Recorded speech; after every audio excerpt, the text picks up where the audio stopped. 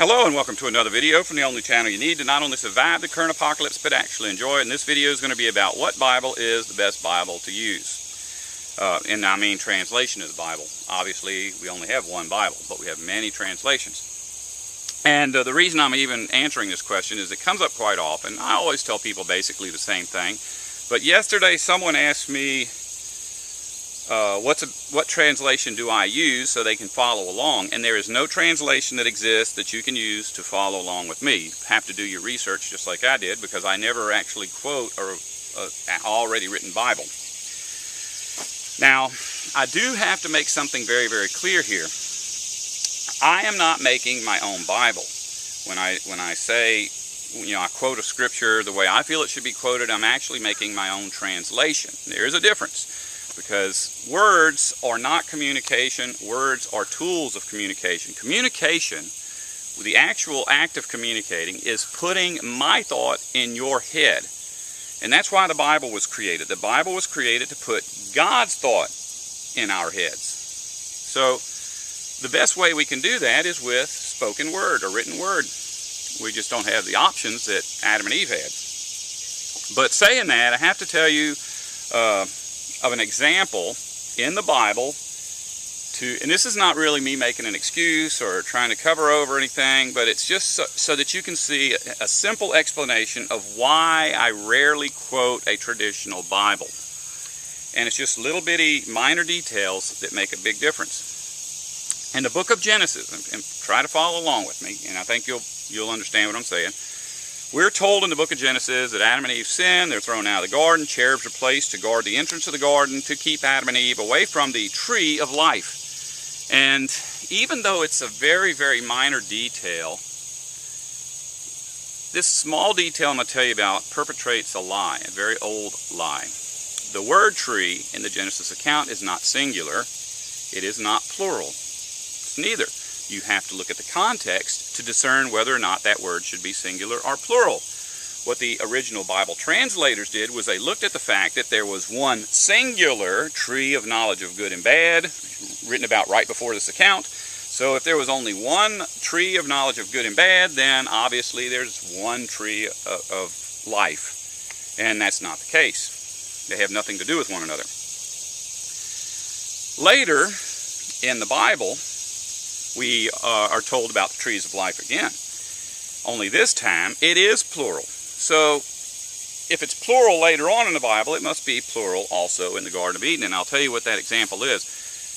The Jewish people were told to memorialize some very significant historic events. And every year, they were to do festivals and rituals so that the people would be constantly reminded of these incredibly historic events. One historic event that they were supposed to reenact was Cain and Abel making their sacrifice to get back into the Garden of Eden. So they have a festival called, and it's called Yom Kippurim, or Yom Kippur, and it means the day of the coverings, the day that everything is made right, the day that human beings, us, get to go back into paradise the same way that Abel was asking to go back into paradise back in his day. First thing Abel did was made a blood sacrifice. Well, the high priest for the Jewish people made a blood sacrifice, after which Abel was able to walk into the Garden of Eden. And I know that you haven't seen this yet because it's not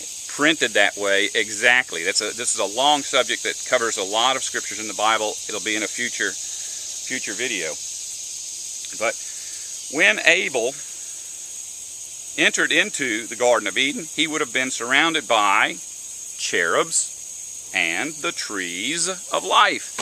So when the high priest went into the most holy part of the temple, he was surrounded by statues of cherubs and images of palm trees. So that representation of the Garden of Eden had more than one tree. Very obvious. So translators always translated that the temple was filled with images of cherubs and trees.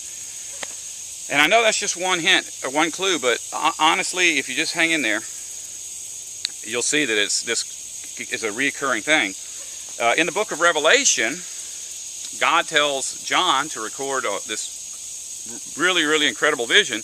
And he says something very specific. He says, I am going to destroy everyone that is destroying my earth. And then right after that, it explains what's going to happen to the earth after those people are destroyed. And it says, rivers of life will, issue forth from Jerusalem, and on either side of the river will grow the trees of life. Now, a lot of translators recognize that this scripture does not say tree or trees. It's a word that has to be understood by context. And so the context is that it's on both sides of the river. It can't be one tree. But so much time has passed from the time that the first Bible was translated, the first translation of the Bible was created, that now the context is actually the tradition. So the tradition is that it's tree of life. So even though the book of Revelation is talking about trees on both sides of a river, we still translate it as singular. So anyway, and I guess a lot of people could take it that, oh, well, it's like, red delicious apples. There's red delicious apples on both sides. In other words, it may be more than one tree, but it's the same species. And that's not the case either, because it talks about these trees, and in the description it says that these trees will produce fruit 12 months a year. For me, that means different varieties of fruit, So, I guess I hope that you can understand why when I quote the Bible, it's not going to match any other Bibles, because I don't say the tree of life, because it's obviously not the tree of life. I'm not trying to create my own Bible when I say these things. I'm simply trying to help communicate as best I can the original thought using the English language. I hope that cleared everything up. If you're just starting off reading the Bible, you're not going to go into it and figure out the timing of the apocalypse. The first time you read the Bible, what you need to do is just get the general mindset of the Creator. Who are His friends? Who are His enemies? Why were they His friends? Why were they His enemies? What was going on? What's the big picture?